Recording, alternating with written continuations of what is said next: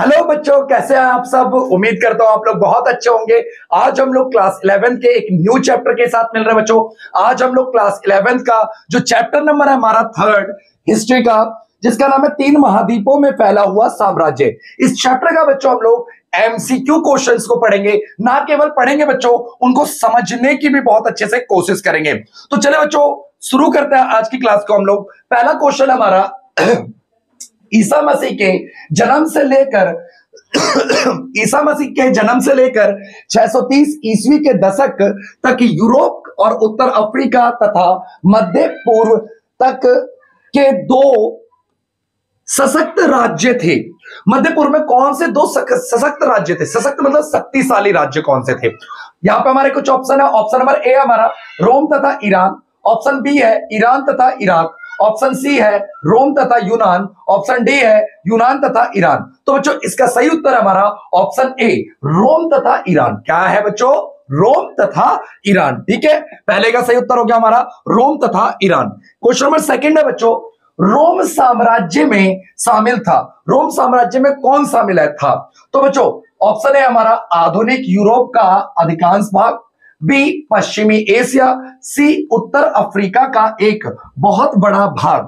तो option D है उपरोक्त सभी। तो बच्चों आपको पता है कि रोम साम्राज्य जो था 3 महाद्वीपों पर फैला हुआ था, जिसमें यूरोप भी था, पश्चिमी एशिया भी था और उत्तरी अफ्रीका। तो इसका आंसर हो जाएगा बच्चों उपरोक्त सभी, option number D. Option number D. ठीक है बच्चों, क्वेश्चन नंबर थर्ड है बच्चों हमारा। क्वेश्चन नंबर थर्ड क्या कह रहा है? रोम साम्राज्य की दक्षिणी सीमा पर स्थित था। रोम साम्राज्य के दक्षिणी सीमा पर क्या स्थित था बच्चों? ऑप्शन ए हमारा Great Barrier Reef, option B है सहारा का रेगिस्तान, ऑप्शन सी है सिमंस ये क्या लिखा है बच्चों? सिंपसन का रेगिस्तान, या इनमें से कोई नहीं। तो बच्चों इसका जो सही उत्तर है, देखिए रोम साम्राज्य के दक्षिणी भाग में सहारा का रेगिस्तान स्थित था। क्या था बच्चों? सहारा का रेगिस्तान। ठीक है, ऑप्शन नंबर थर्ड क्वेश्चन का ऑप्शन नंबर बी सही है। ठीक है बच्चों, क्वेश्चन नंबर फोर्थ देखिए। क्वेश्चन नंबर फोर्थ क्या कह रहा है? रोम साम्राज्य की प्रशासनिक भाषा क्या थी? लातीनी थी, यूनानी थी, तुर्की थी, या डी ए और बी दोनों, लातीनी और यूनानी। तो बच्चों इसका सही उत्तर है हमारा डी, ऑप्शन नंबर डी। लातीनी भी थी और यूनानी भी थी, इसलिए इसका सही उत्तर क्या हो गया बच्चों? Option number D. चौथे का हो गया ऑप्शन नंबर डी। अब पांचवा क्वेश्चन देखते हैं बच्चों। पांचवा क्वेश्चन क्या कह रहा है हमारा? पांचवा क्वेश्चन कहता है रोम साम्राज्य में ऑगस्टस को प्रथम नागरिक कहे जाने का उद्देश्य सम्मान प्रदान करना था। ऑप्शन ए संविधान के प्रति, ऑप्शन बी सीनेट के प्रति, ऑप्शन सी नागरिकों के प्रति, ऑप्शन डी उपरोक्त सभी। तो बच्चों इसका सही उत्तर है ऑप्शन नंबर बी सीनेट के प्रति। किसके प्रति बच्चों? सीनेट के प्रति। ठीक है, पांचवा क्वेश्चन नंबर 5 का हमारा ऑप्शन नंबर बी सही है। ठीक है बच्चों, क्वेश्चन नेक्स्ट क्वेश्चन देखते हैं। Question number 6। क्वेश्चन नंबर 6 क्या कह रहा है बच्चों? बलात् भर्ती वाली सेना थी। बलात् भर्ती वाली सेना थी चीन की, मारी राज्य की, रोम की या फारस की? तो इसका सही उत्तर हो जाएगा बच्चों ऑप्शन सी रोम की। किसकी हो जाएगी बच्चों? छठे का ऑप्शन हो जाएगा हमारा सी रोम की। ठीक है, एक सेकंड रुकिए। छठा बलात् भर्ती बोल रहा ना, सॉरी बच्चों, बलात् भर्ती फारस की थी। कहां की थी बच्चों? फारस की। ठीक है, छठे का ऑप्शन नंबर डी सही उत्तर है। ठीक है, अब देखिए बच्चों अगला देखते हैं क्वेश्चन नंबर 7। क्वेश्चन नंबर 7 क्या कह रहा है? रोम के प्रत्येक सैनिक को वेतन दिया जाता यह बात दर्शाती है। ये क्या दर्शाती है? तो बच्चों ये दर्शाती है सेना के व्यवसायिक स्वरूप को, अनिवार्य सैनिक सेवा को, सेना की सम्राट के प्रति निष्ठा को, या उपरोक्त में से कोई नहीं। तो बच्चों इसका जो सही उत्तर है इनमें से कोई नहीं। ठीक है, जो रोम के प्रत्येक सैनिक को जो वेतन दिया जाता था वो उनकी मजदूरी भत्ते के रूप में दिया जाता था, इसलिए इसमें से इसका आंसर हो जाएगा डी, सातवें का ऑप्शन नंबर डी। ठीक है बच्चों, क्वेश्चन नंबर 8 देखिए। अब क्वेश्चन नंबर 8 क्या कह रहा है हमारा? गृह युद्ध का उद्देश्य है। गृह युद्ध का उद्देश्य क्या है? ऑप्शन ए कह रहा है हमारा शत्रु को नीचा दिखाना, ऑप्शन बी आपसी वीरता का प्रदर्शन करना, या अगला है हमारा ऑप्शन सत्ता हथियाना या डी उपरोक्त में से कोई नहीं। तो बच्चों क्वेश्चन नंबर 8 का जो सही उत्तर है हमारा वो है हमारा ऑप्शन नंबर सी, सत्ता हथियाना। गृहयुद्ध क्यों होता था? सत्ता हथियाने के लिए होता था। क्यों होता था बच्चों? सत्ता हथियाने के लिए। क्वेश्चन नंबर 8 हो गया। अब क्वेश्चन नंबर 9 देखेंगे बच्चों। क्वेश्चन नंबर 9 है, रोम के सम्राट अगस्टस का शासनकाल जाना जाता है। क्यों जाना जाता है? अगस्टस का शासनकाल क्यों जाना जाता है? ऑप्शन ए शांति के लिए, ऑप्शन बी युद्धों के लिए, ऑप्शन सी गृह युद्ध के लिए, या ऑप्शन डी उपरोक्त में से कोई नहीं। तो बच्चों इसका जो शासनकाल जाना जाता है वो शांति के लिए जाना जाता है। रोम के सम्राट अगस्टस का शासनकाल किस लिए जाना जाता है बच्चों? शांति के लिए जाना जाता है। क्वेश्चन नंबर 9 का हमारा ऑप्शन नंबर ए बिल्कुल सही उत्तर है। अगला क्वेश्चन देखते हैं बच्चों। क्वेश्चन नंबर 10 हमारा, दिनारियस नामक जो सिक्के थे में शुद्ध चांदी होता था। जो दिनारियस सोने का जो सिक्का था उसमें शुद्ध चांदी कितना होता था? तो इसका सही उत्तर है ऑप्शन नंबर बी, 4.5 ग्राम। 4.5 ग्राम चांदी शुद्ध होता था। ठीक है बच्चों, ये हमारा अगला क्वेश्चन देखिए 11वां, क्वेश्चन नंबर 11वां। क्वेश्चन नंबर 11वां क्या कह रहा है बच्चों? रोम की साम्राज्यिक प्रणाली का मूल आधार क्या था? रोम साम्राज्य में जो साम्राज्यिक प्रणाली थी बच्चों उसका मूल आधार क्या था? मूल आधार था बच्चों बड़े बड़े शहर। क्या था बच्चों? बड़े बड़े शहर। रोम साम्राज्य की जो साम्राज्यिक प्रणाली थी उसका मूल आधार था बड़े बड़े शहर। ठीक है बच्चों, अब नेक्स्ट क्वेश्चन देखते हैं। क्वेश्चन नंबर 12 है हमारा, रोम के प्रत्येक सैनिक को वेतन दिया जाता, यह बात दर्शाती है। जो रोम साम्राज्य के जो प्रत्येक जो सैनिक थे उसको वेतन मिलता था, उसको दर्शाता क्या है? वो चीज दर्शाती क्या है, दिखाती क्या है?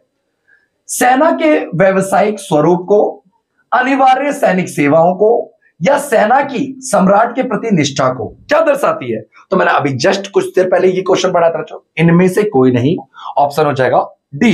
ठीक है बच्चों, ये क्वेश्चन इंपॉर्टेंट है इसलिए बार बार रिपीट हो रहा है बच्चों। क्वेश्चन नंबर हम 13 देखते हैं। ईरान के पुरोहित वर्ग ने सार्वजनिक स्नान का विरोध इस आधार पर किया कि इससे क्या होगा?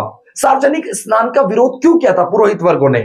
ईरान में सार्वजनिक मतलब एक साथ जो स्नान होगा इसका विरोध क्यों किया गया था? ऑप्शन ए धन का अपव्यय होता है, ऑप्शन बी जल अपवित्र होता है। तो बच्चों ऑप्शन बी है, जल क्या होता है? अपवित्र होता है। ऑप्शन नंबर बी इसका सही उत्तर है। ठीक है बच्चों, अगला क्वेश्चन नंबर देखते हैं 14 14। क्वेश्चन नंबर 14 क्या कह रहा है? रोम साम्राज्य का धनी आबादी वाला प्रदेश कौन सा था? तो इटली में कैप्लिनिया, ये सही है। इटली में सिसिलिया, ये भी सही है। मिस्र में फैटियम तथा गैलीली, तो ये भी सही है। तो इसका सही उत्तर हो जाएगा बच्चों उपरोक्त सभी 14वें का। क्वेश्चन नंबर 14 का हो जाएगा हमारा डी, ऑप्शन नंबर डी। ठीक है बच्चों, 14 का option number D. Question number 15 देखते हैं बच्चों। क्वेश्चन 15 क्या कह रहा है? चरवाहों द्वारा ऋतुओं के अनुसार अपने पशुओं के साथ स्नान बदलने की प्रक्रिया को क्या नाम दिया जाता है? चरवाहे जो ऋतुओं के अनुसार बच्चों एक जगह से दूसरी जगह जाते थे उसको नाम क्या दिया जाता है? तो उसको नाम देते हैं बच्चों ऋतु प्रवास। क्या कहते हैं बच्चों? ऋतु प्रवास। ठीक है, क्वेश्चन नंबर 15 हो गया हमारा। ठीक है, अब थोड़े से क्वेश्चन और रह रहे हैं बच्चों, थोड़े से क्वेश्चन रह रहे हैं बस। ठीक है, उसके बाद हम खत्म करते हैं वीडियो को। देखो बच्चों, मैं आपको एक चीज बता दूं, हम क्लास 11th में तो इसका मतलब ये नहीं कि हमें कम तैयारी करनी है कि 12th में हम ज्यादा करेंगे। कई बच्चों को मैं ये देखता हूं कि क्लास 11th में तो कम तैयारी करते हैं और क्लास 12th में तो ज्यादा प्रेशराइज होकर काम करते हैं, हम 12th में पढ़ेंगे। ऐसा बिल्कुल भी नहीं है कि भैया आप अभी 11th में तो 11th में ही पढ़ना है, नहीं है, कम पढ़ना है। उतना ही मेहनत करना है 11th क्लास के लिए जितना हम 12th क्लास में करेंगे। हर साल हम यही सोचते हैं कि मैं अगर इस साल पास हो जाऊं, अगले साल मेहनत करूंगा। बच्चों मेहनत फुल लगन के साथ कीजिए, ठीक है। और आपको हमारे चैनल पे सारी जितने भी सब्जेक्ट है उनके प्लेलिस्ट मिल जाएंगे क्लास 11th के नाम से, ठीक है। तो बच्चों मैं कह रहा हूं आप लोगों का हम लोग पूरा सपोर्ट करेंगे, बस आप हमारे साथ सपोर्ट कीजिए। जो भी मेरी कमियां रहती हैं आप मुझे बताएं, ठीक है। मुझे बताएं, मेरी कमियों को बताएं ताकि मैं भी अपने आप को इंप्रूव कर सकूं, ठीक है। तो इससे क्या होगा कि आप लोगों को भी ज्यादा कंटेंट मिल पाएगा और मैं भी क्या कर पाऊंगा, ग्रो कर पाऊंगा, है ना, ठीक है। तो बच्चों क्वेश्चन, नेक्स्ट क्वेश्चन देखते हैं, क्वेश्चन नंबर 16 देखिए। रोमन साम्राज्य में जल शक्ति का बड़े पैमाने पर प्रयोग होता था। तो बच्चों जल शक्ति का प्रयोग क्यों होता था? भूमध्य सागरीय क्षेत्र में। तो इसका पहले ए ही सही है बच्चों, क्वेश्चन नंबर 16 का ए ही सही है। क्वेश्चन नंबर 17 देखिए। रोमोत्तर, रोमोत्तर का मतलब होता है रोम साम्राज्य के बाद। रोमोत्तर राज्य जिस मूल के लोगों ने स्थापित किया था वो कौन थे? तो रोमोत्तर साम्राज्य किस मूल के लोगों ने स्थापित किया था बच्चों? सबको पता है, जर्मनियों ने, ठीक है, जर्मन लोगों ने। नेक्स्ट क्वेश्चन देखते हैं बच्चों, क्वेश्चन नंबर 18 है हमारा। रोम तथा ईरान द्वारा अपना आपस में बांटे गए अधिकांश भाग को चीन क्या कहता था? चीन के लोग क्या कहते थे? चीन के लोग कहते थे ताचीन। क्या कहते थे बच्चों? ताचीन। ठीक है बच्चों। क्वेश्चन नंबर 19 देखिए। क्वेश्चन नंबर 19 क्या कह रहा है? चीनी लोगों का वा चीन से अभिप्राय था। क्या अभिप्राय था? तो इसका मतलब था बृहद चीन। बृहत्तर मतलब बड़ा चीन। ठीक है बच्चों। क्वेश्चन नंबर 20 देख लीजिए, ये हमारा लास्ट क्वेश्चन है बच्चों। रोमन साम्राज्य को पूर्ववर्ती तथा परवर्ती चरणों में विभाजित करने वाला शताब्दी कौन सा था? और ये क्वेश्चन आप लोग बड़े में भी याद कर लीजिएगा, लॉन्ग क्वेश्चन में भी। ठीक है, रोम साम्राज्य के शुरुआती काल को हम बोलते थे पूर्ववर्ती काल बोलते थे, बाद के काल को परावर्ती काल बोलते थे। इसको अच्छे से याद कर लीजिएगा आप लोग। ठीक है, कौन सा शताब्दी था? वो तीसरी शताब्दी थी। इसका सही उत्तर है हमारा सी। ठीक है बच्चों। तो बच्चों क्लास 11th की हिस्ट्री की आपको एमसीक्यू क्वेश्चंस लगातार कराए जा रहे हैं, और आपको सपोर्ट मटेरियल की आपको पूरी वीडियो मिल जाएगी हमारी प्लेलिस्ट पे। एमसीक्यू क्वेश्चंस भी मिल जाएंगे उसी प्लेलिस्ट के अंदर। ठीक है, इस बार तो 7 चैप्टर आ रहे हैं ना, और साथ ही सिर्फ 7 चैप्टर आ रहे हैं, वो वीडियोस मिल जाएंगे आपको, और भी सब्जेक्ट की वीडियोस मिलती रहती है। और हाँ, एक चीज मैं आपको बता दूं, हमारे अंदर अगर कोई कमी लगती है, हमारे कंटेंट में कोई कमी लगती है, तो आप कमेंट करके बताएं। अगर आप लोग हमारा सपोर्ट नहीं करेंगे तो बच्चों मिलेगा कहां से हमें सपोर्ट, है ना? हमारे पास तो एक ही हमारा कैमरा है और एक मैं हूं, और जो ये कंटेंट तैयार करते हैं वो लोग हैं। तो आप लोगों को बच्चों हमें सपोर्ट करना है। ठीक है, तो अपने कम से कम, अगर वीडियो अच्छी लगी तो कम से कम एक फ्रेंड के साथ शेयर करें, और वीडियो को लाइक करें, चैनल को सब्सक्राइब करें। कोई दिक्कत लगता है तो कमेंट करें। मिलता है अगली क्लास में। जय हिंद, जय भारत।